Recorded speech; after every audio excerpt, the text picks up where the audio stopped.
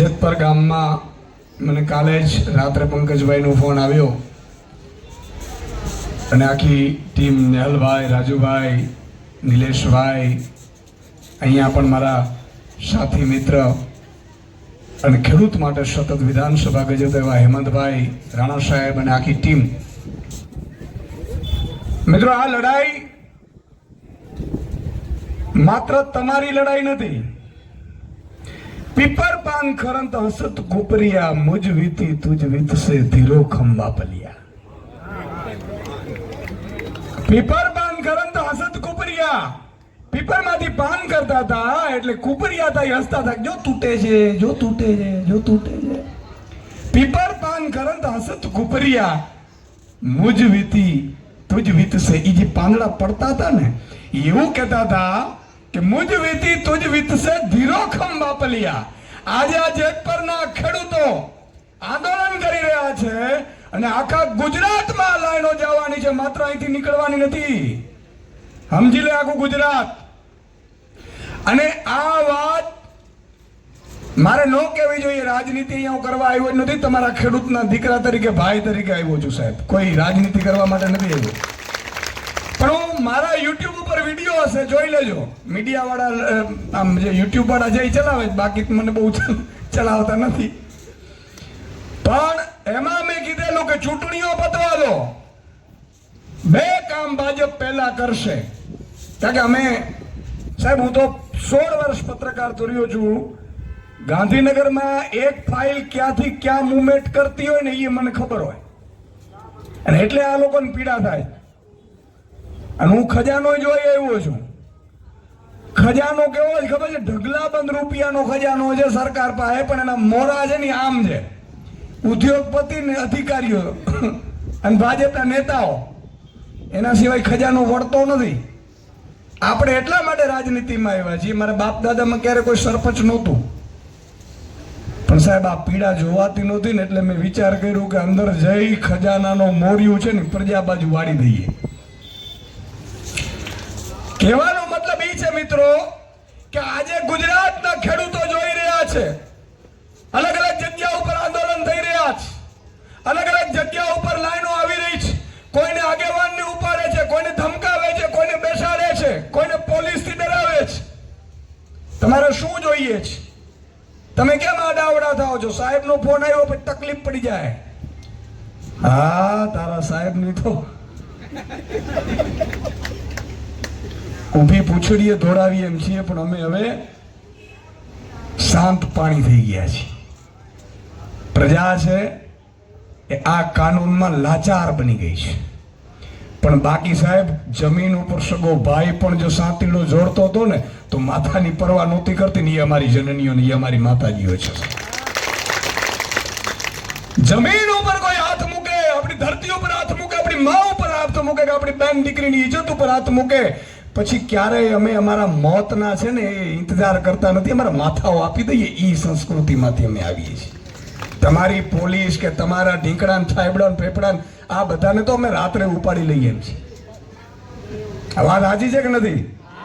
પણ કહેવા એ માંગીએ છીએ કે અમે શાંતપ્રિય છીએ ને એટલા માટે છીએ કે ભારતનું સંવિધાન એવું કહે છે કે અહિંસાના રસ્તે મહાત્મા ગાંધીજી આઝાદી મેળવી હતી, અંગ્રેજોને ભગાડ્યા હતા. તો આપણે શાંતપ્રિય છીએ ને શાંતપ્રિય જ રહેવાનું છે. કારણ કે આમાં દિવાસળી ફૂંકવા વાળા ઘણા હોય, પણ આંદોલન હંમેશા શાંતપ્રિય થવું જોઈએ. તો આજે આ માત્ર તમારા ખેડૂતોને આખું ગુજરાત જોઈ રહ્યું છે. ઘણી જગ્યાએ ગામોમાં વિરોધ થયા. અમે પહોંચીએ ન પહોંચીએ, કિશુદાનભાઈ આવે છે. કિશુદાનભાઈ આવે છે પેલા બે લોકોને ઉપાડીને સમાધાન કરી દે, પછી કિશુદાનભાઈ ન આવતા. આજે હું રોજ પંકજભાઈ સાથેથી અપડેટ લેતો હતો કે ભાઈ જ્યાં જે દિવસે જરૂર પડે ને, જે દિવસે ગામ લોકો એમ કે ને કે હવે અમારે ઈશુદાનભાઈની જરૂર છે, ત્યારે 1 કલાક પણ હું રાહ નહીં જોઈશ. આના માટે માથું આપવા તૈયાર છે. રાજનીતિ કરવી જ નથી, રાજનીતિ કરવા આવ્યા નથી. કારણ કે ઈ તો જયારે મોસમ આવે ત્યારે ખેલી લેવું, અમને તાકાત છે. પણ તમારા ખંભાનો ઉપયોગ અમે એવી રીતે કરવા નથી માંગતા. પણ તમે એકલા ન રહ્યો, તમને એમ ન થાય કે અમારી ભેગા નથી ને, એટલા માટે કહેવા આવ્યો છું કે જ્યાં જરૂર પડે ત્યારે એક નહીં અમારા લાખો સૈનિકો તમારી સાથે ઊભા હશે એની હું ખાતરી આપું. પણ સાથે સાથે હું બધાને કહેવા માંગુ છું, મારા ખેતરમાંથી ક્યાં જાય છે? એ તો આપણા નેહલભાઈના ખેતરમાંથી જાય છે. આ તો નિલેશભાઈના ખેતરમાંથી જાય છે. સાહેબ, એટલે હું કહું છું કે પીપર પાન ખરંત આજે એનો વારો, કાલે તારો. જેણે જેણે ડોકિયા અંદર કર્યા છે, દરવાજા બંધ કર્યા છે બીજાના માટે લડવા માટે, એણે એક તો માનસિક ગુલામી સ્વીકાર કરી લીધી છે. સાહેબ, આપણે તમને બહુ આશ્ચર્ય થશે કે ઇતિહાસમાં લઈ જઈશ તમને થોડું. 200 વર્ષ અંગ્રેજોએ આપણા ઉપર રાજ કર્યું છે. અંગ્રેજ કેટલા હતા ખબર છે? માત્ર 5000 બોરડિયા આવ્યા હતા, ભૂરિયા, માત્ર 5000. પણ આપણા ગુંડાઓ, લુખાઓ, બળુકા, જોરાદર, આ બધાને ગામે ગામ અમુકને લોકોને જે મજબૂત હતા ને પોલીસ મિત્ર બનાવી દીધા. એટલે અંગ્રેજ કેમ ન કરે તો એ આપણા જ આપણો વાહો ભાંગી નાખે. ગુલામી આમ થાય છે. હું બધાને કહેવા માંગુ છું કે આ લડાઈ ખેડૂતની છે, ખેડૂતના દીકરાની છે, ખેડૂતની માતાબેન દીકરીઓની છે. હું માતાબેનોનો વિડીયો જોતો તો રણચંડીઓ બની છે. મને એ દિવસે વાડું, સાહેબ હું જમ્યો નથી, વાડું મને ભાવ્યું નહોતું કે આવી મારી માતાબેન દીકરીઓની હાલત થતી હોય. ફટશે અમારી રાજનીતિને કે ફટશે અમારા ધરતી ઉપર અમે જન્મ લીધો. આવી રીતે તમે ઉપાડશો અમારી માતાબેન દીકરીઓને, ઉપાડો તમારા મુખ્યમંત્રીના દીકરા દીકરીઓને ખબર પડે તમને, અને એવી સિંગમગીરી દેખાડો છો તો જાઓ મંત્રી કે મુખ્યમંત્રીના દીકરાઓને ઉપાડો, ખબર પડે તમને. પણ સાહેબ, આજે પણ તમે વિચાર કરો, અંગ્રેજો 5000 અંગ્રેજો 35 કરોડ ભારતીયો ઉપર 200 વર્ષ રાજ કર્યું. મુગલોએ રાજ કર્યું, ડચોએ રાજ કર્યું, ફિરંગીઓએ રાજ કર્યું. તકલીફ એ છે કે આપણામાં પણ ગુલામી વસી ગઈ. હમણાં એકને ફોડીને 2 લાખ રૂપિયા વધારે આપે ને એટલે એમાં સરકીને નીકળી જાય આંદોલનમાંથી. મારે સાચું કે નહીં, હું ખોટું મને કહેજો. ઈસુદાનભાઈ ખોટી રાડું નથી પડતા. 54 લાખ ખેડૂતો છે, એના 5 પરિવાર કરો એટલે 2.5 કરોડ મતદારો થાય. કોઈના બાપની તાકાત નથી કે નીકળી હગે હામો. પણ જામ કરીને આપણે આમ આગળ જઈને આમ આંદોલન લઈને આમ 5 જણા 25 જણા નીકળતા હોય ને, પાછળ વળીને જોઈને તો 2 જ હોય, ગલીઓમાંથી નીકળી ગયા હોય. અરે ભાઈ, કા પડો નહીં, અને પડો તો પછી મરવા સુધીની તૈયારી રાખો ને, ત્યારે જીત થતી હોય છે. જીત એમને નથી મળતી. નથી મફતમાં મળતા, એના મૂળ ચૂકવવા પડતા. સંતને સંતપણા નથી મફતમાં મળતા. કોઈ પણ આંદોલન હોય, આંદોલન છે સાહેબ, એમાં ક્યારે પડવાનું નહીં ને પડવાનું તો ક્યારે સ્વાર્થથી નહીં પડવાનું. એનો એક પણ નયા પૈસાની અપેક્ષા નહીં રાખવાની. જે દિવસે તમે કંઈક અપેક્ષા રાખશો ને તો મારો ઈશ્વર તમારાથી નારાજ થઈ જશે. કારણ કે કોઈની પીડા છે, એ પીડામાં ભાગ લેવાનું હોય છે.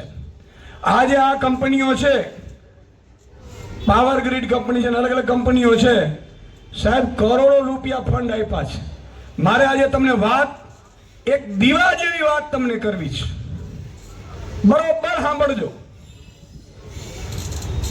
કંપનીઓ પાવરના ચક્કા નાખે, પવન ચક્કડા, થાંભલા નાખે, હાઈ ટેન્શન નાખે, લાઈન નાખે. ક્યાંથી? આપણી જમીનમાંથી નાખે ને, આપણી જમીનમાંથી નાખે છે ને,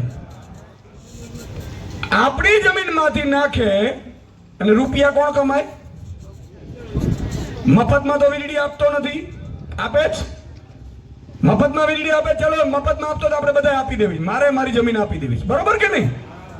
મારે 100 વીઘા જમીન છે, માતાજીની દયાથી મારા બાપુજી રાખી ગયા,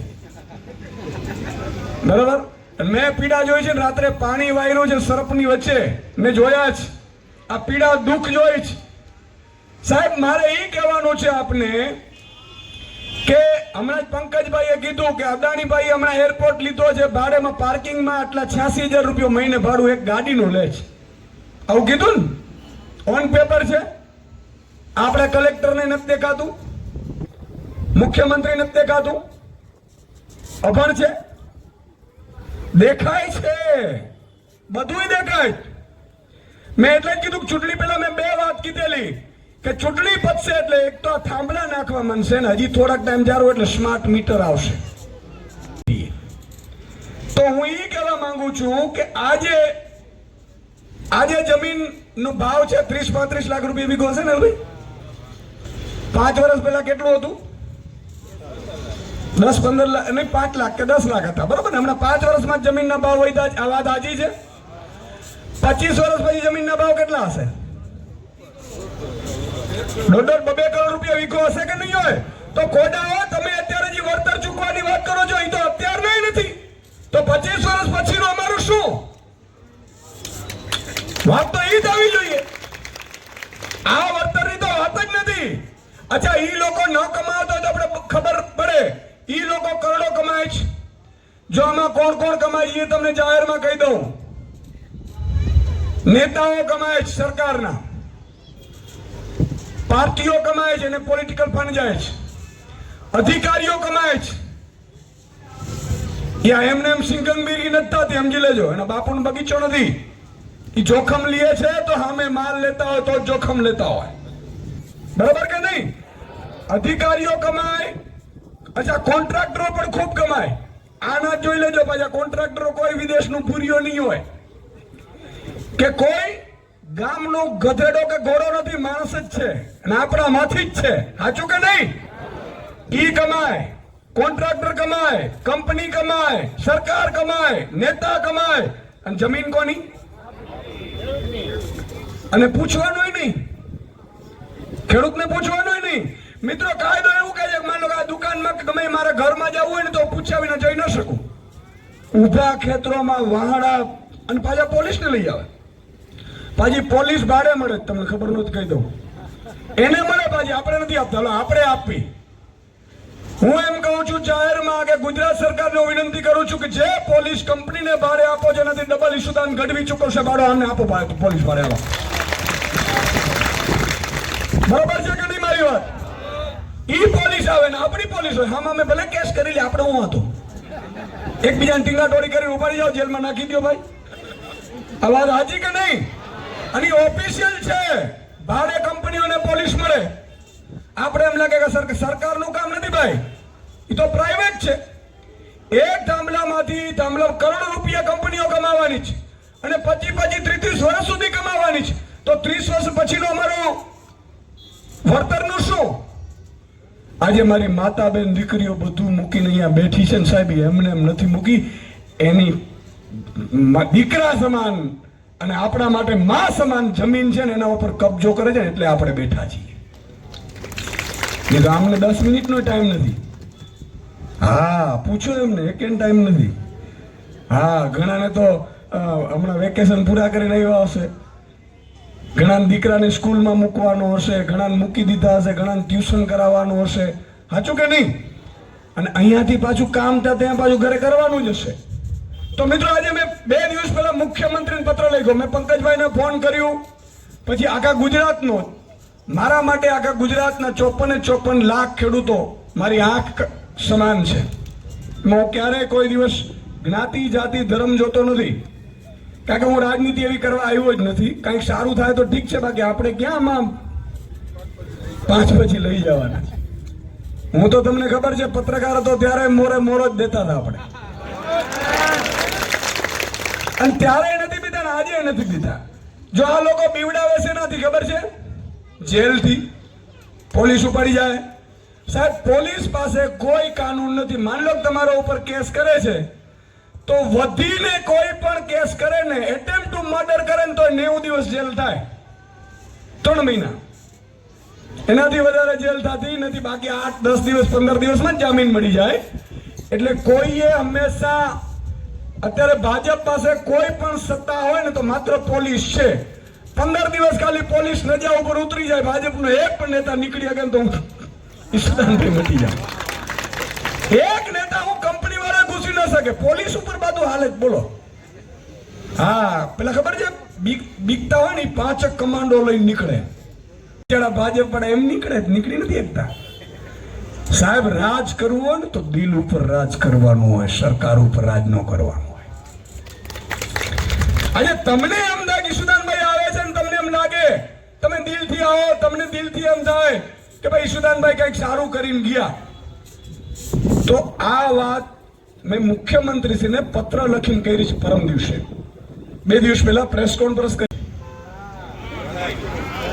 આ બરોબર કીધું. કલેક્ટર અને 2-4 અધિકારીઓ અને કંપનીના અધિકારીઓ અરે ભાઈ રાજ્ય લેવલની કમિટી બનાવો, રાજ્ય લેવલની કમિટી બનાવો ને એમાં કેન્દ્ર સરકારના અધિકારીઓ, કારણ કે આમાં અંગ્રેજો વખતનો કાયદો છે સાહેબ. અંગ્રેજો જ્યારે જુલમ કરવો હોય, રોડ રસ્તા જમીન કબજો કરવો હોય આપણી જમીન ઉપર, તો એને ટેલિગ્રાફ એક્ટ 1885 બનાવ્યો. 1885 ત્યારે ગુલામ જ હતો ને દેશ. આ ભણના દીકરાઓ હજી ચાલુ જ રાખ્યો હતો. દેશી અંગ્રેજો કહેવાય કે ન કહેવાય? જે દિવસે સત્તા મળી ત્યારે અંગ્રેજોના કાનૂન પહેલા ઝાટકે ઉડાડવાનું કામ કરવાનું છે સાહેબ. પછી રહીએ કે ન રહીએ ભાગની વાત છે. હારો કોઈ સારો માણસ નો નીકળ્યો કાનૂન ઉડાડવાનો. એ 1885 ના ટેલિગ્રાફ એક્ટ ની 16 એક્ટ પ્રમાણે આ લોકો આપણે કબજો કરે જમીનો ઉપર. મારે એમને એમ કેવું છે કે એમાં કેન્દ્રનો અધિકારી રાખો, રાજ્ય સરકારના અધિકારી રાખો, એક્સપર્ટ રાખો, ખેડૂતના આગેવાનો રાખો, ને જે ખેડૂત આમાં જે પોતાની જમીનો જતી હોય એની સમિતિમાંથી પ્રતિનિધિ મંડળ રાખો અને નિવૃત્ત ન્યાયાધીશ રાખો. એની કમિટીની રચના એટલે વળતર કમિટીની રચના કહેવાય આને. બરોબર કે નહીં? એવી મુખ્યમંત્રીશ્રીને મેં પત્ર લખ્યો કે આ કમિટીની એક રચના કરો. બીજી માંગણી મેં મૂકી કે મુખ્યમંત્રી શ્રી અત્યારે કોઈને લાખ રૂપિયા, 2 લાખ ને 5 લાખ ને 7 લાખ ને 10 લાખ, અરે ભાઈ એક ખેતરના અત્યારે 1.5 કરોડ આપો તો અમને પોહાતું નથી 25 વર્ષ સુધીનું. મેં હમણાં 25 વર્ષની ગણતરી કરી. આ થાંભલા તો 50-50 100 વર્ષ સુધી રહે. આપણા દીકરા વહી જાય પછી હું કહેશે ખબર, તમારા બાપે સાઈન કરેલી જ ભાઈ, તું આમાં કઈ કરી ન હોય. બાપ તો પછી અહીંયાથી આવવાનું નથી. હાચું કે નહીં? હાચું કે નહીં? તો મેં મુખ્યમંત્રીશ્રીને પત્રમાં એવું કીધું છે કે વળતર કમિટી સ્ટેટ લેવલની, એમાં નક્કી એવી રીતે વળતર કરો કે આગામી 25 વર્ષ પછી જમીનના શું ભાવ હશે, અત્યારે શું છે, 2 વર્ષ પહેલા કેટલા હતા. અને હું તો એમ કહું છું કે આ કંપનીઓ રોજે રોજ કમાય છે, એને તો દિવસ પડે કમાવાનું જ. તો ભાઈ ખેડૂતને વળતર એવી રીતે લમસમ નથી જોતું, એને પ્રોફિટમાં 8 થી 10% આપી દો દર મહિને. બરોબર કે નહીં? આ બરોબર કીધું મેં? 8 થી 10% આપી દો, લપજ મટી જાય. આપણે મારે સામેથી થાંભલા મંગાવવા, આવો લઈ આવો. બરોબર કે નહીં? ત્રીજી માંગણી એ મૂકી મેં કે તમે જે રીતે પોલીસને તમે જે ભાડે આપો છો અને પોલીસનું દમન ત્યાં થાય છે, પોલીસ ખેડૂતને પૂછ્યા વગર, ખેડૂતની મંજૂરી વગર કોઈ પણ અધિકારી જ્યાં સુધી વળતરનો ખેડૂત એગ્રી ન થાય ત્યાં સુધી કોઈ અધિકારી પ્રવેશ કરવો જોઈએ નહીં. આ બરોબર કીધું? આવી મેં 7 માંગણીઓ મિત્રો મૂકી છે. મારા ફેસબુક ઉપર પણ એ 7 માંગણીઓ છે. પણ એમાં મોટી વાત એ છે કે 25 વર્ષ પછી કે 30 વર્ષ પછીની જે જમીન એની કિંમત અને એ પ્રમાણેનું વળતર, તો વળતરમાં કાયમી પ્રોફિટ કર દો ભાઈ. અત્યારે આ લોકો વીજળીના 8 રૂપિયા યુનિટ આપે છે. 25 વર્ષ પછી કેટલા આપશે ભાઈ? 50 રૂપિયા યુનિટ હશે કે નહીં હોય? તો એનો તો પ્રોફિટ કરોડોમાં જશે. અને આપણે વન ટાઈમ વેચાઈ ગઈ એટલે પૂરું થઈ જાય. પછી બીજું કે આપણે જે અત્યારે માન લો 35 લાખ રૂપિયા, હમણાં કીધું નિલેશભાઈ ને બધાએ, મોરીભાઈ કે 35 લાખ રૂપિયા વીઘો હાલે. થાંભલો નાખે એટલે ઘટી જાય કે ન ઘટી જાય કિંમત? ઘટી જાય કે ન ઘટી જાય? હવે 50 વીઘા, હમણાં મને રાજુભાઈ વાત કરતા હતા કે સાહેબ 50 વીઘા જમીન છે ને ત્યાંથી નીકળે છે એટલે 50 વીઘાની જમીનના 35 લાખમાંથી 8 થી 10 લાખ થઈ ગયા તો કેટલો નુકસાન થાય? તો આનો એક જ ઈલાજ છે સાહેબ, જો આખા ગુજરાતના ખેડૂતો એક થાય, 54 લાખ ખેડૂતો, તો સરકારે કાનૂન લાવવો પડે અને ઈ પ્રોફિટનો કે દર મહિને કંપની કમાય એટલે જેટલા ખેડૂતો એમાં આવતા હોય એને 8 થી 10%, 5% જે નક્કી થાય એ પ્રમાણે પ્રોફિટ કમાણીમાંથી આપો. અને આવો વિચાર મેં કીધું છે, મેં અધિકારીઓને કેવડાવ્યું. મેં ભાઈ આ જરાક અમારા મુખ્યમંત્રીશ્રીને કહેજો જરા. હા, અને પાછા આમાં તો બદલી જાય. મેં કીધું બદલી જાય પેલા કઈ સારું કરતા જાઓ.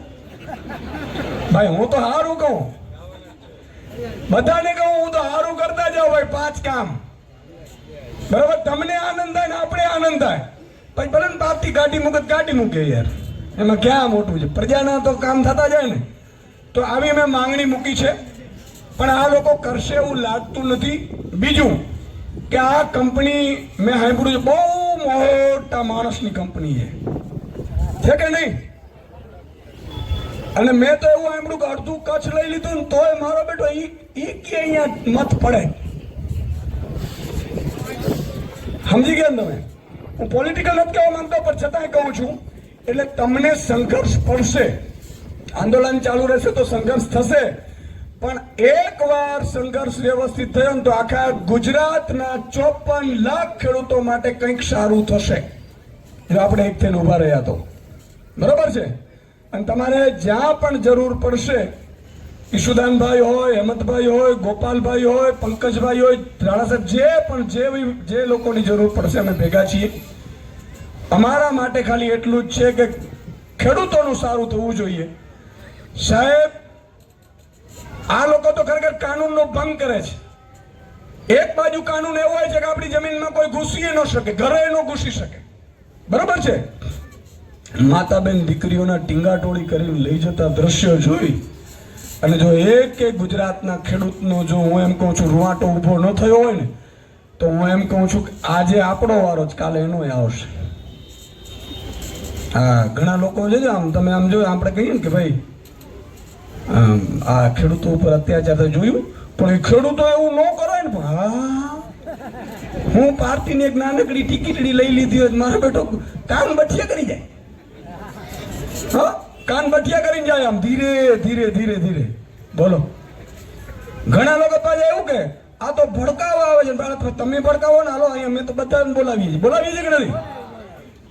મને આનંદ એ વાતનો છે, કાળુભાઈ અમૃતિયા પણ અહીંયા મેં સાંભળ્યું હતું 2 દિવસ પહેલા આવ્યા હતા, એમને અભિનંદન. હું તો એમ કહું છું દરેકને, ગુજરાતના દરેક રાજકીય આગેવાન, સામાજિક આગેવાન, કલાકારો, કથાકારો, આ બધાને આપણે આમંત્રણ આપીએ કે ન આપીએ? સારું કે નહીં? આવે તો આપણે હું વાંધો, મજા અને સારું ને ગાઢનું. બધાને આપણે કહીએ, કથાકારોને કહીએ.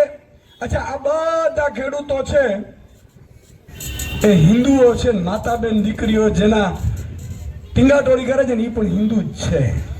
એટલે બધા હિન્દુ આગેવાનો, હિન્દુ સંસ્થાઓ, ખેડૂત આગેવાનો, ખેડૂતની સંસ્થાઓ, બધાને હું તો એમ કહું છું કે એમણે આવી છાવણીઓની મુલાકાતે લેવી જોઈએ, એમણે આપણી પીડા પણ સાંભળવી જોઈએ, અને જે પણ સરકારમાં હોય જેનું જેટલું ચાલતું હોય એટલું એને રજૂઆત કરવી જોઈએ, બરોબર કે નહીં?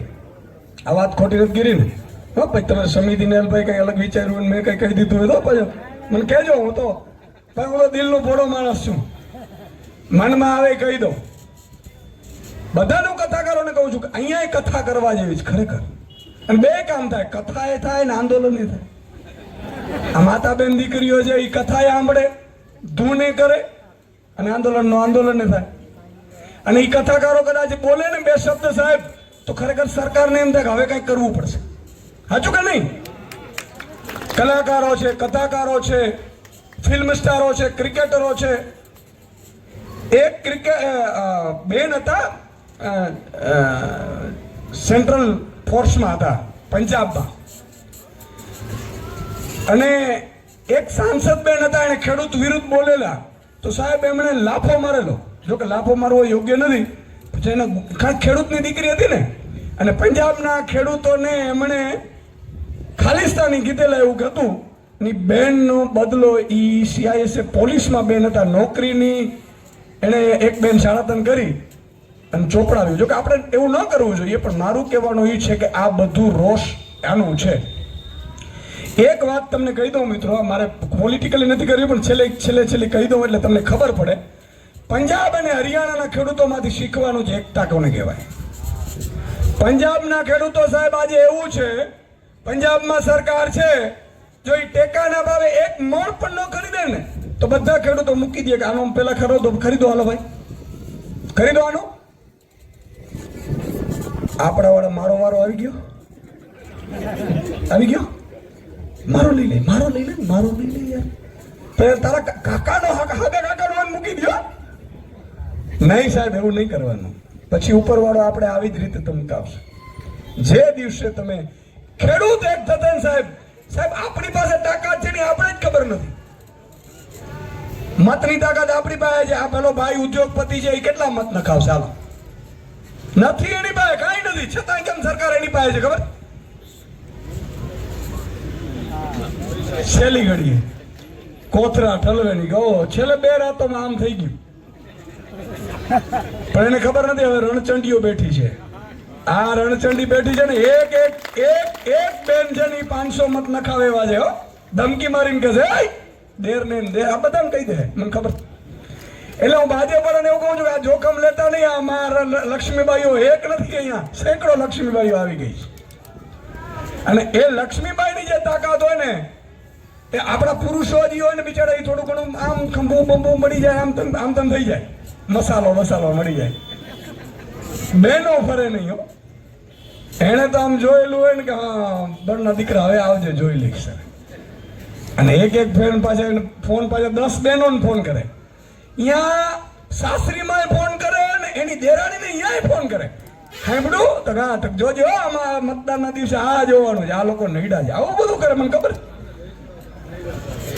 હા ધસેડા હતા, માર્યા હતા, આ બધું મને ખબર છે. એટલે કહું છું, એટલે હું ભાજપ વાળાને કહું છું કે આ બહેનો બેઠી છે ને હારી નથી. એટલે મહેરબાની કરીને તમે છે ને ઉતરી જાઓ ને અમને વ્યવસ્થિત વળતર આપી દો. બરાબર કે નહીં?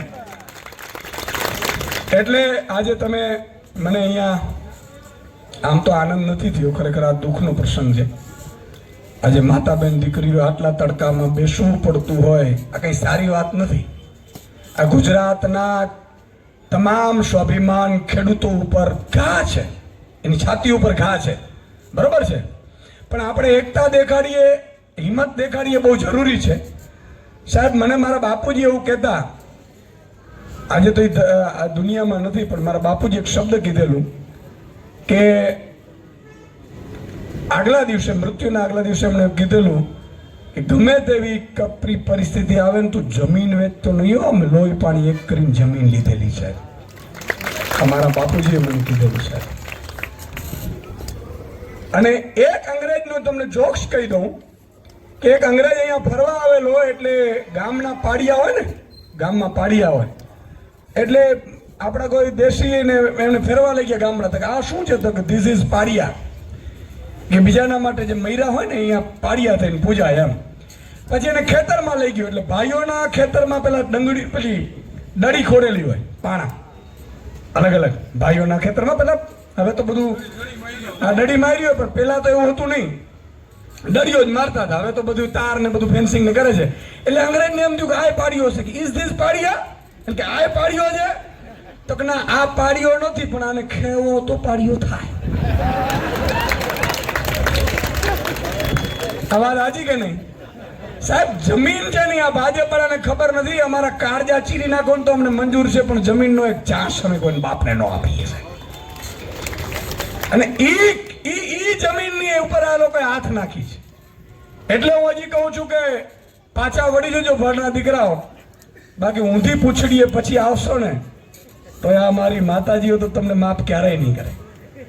તો જય હિન્દ, જય ભારત, જય જય ગરવી ગુજરાત. ફરીથી માતાજીઓ, આખી તમામ ટીમ અને જે લોકોએ મદદ પ્રત્યક્ષ કે પરોક્ષ કરે છે એમનો પણ હું ખૂબ ખૂબ આભાર માનું છું.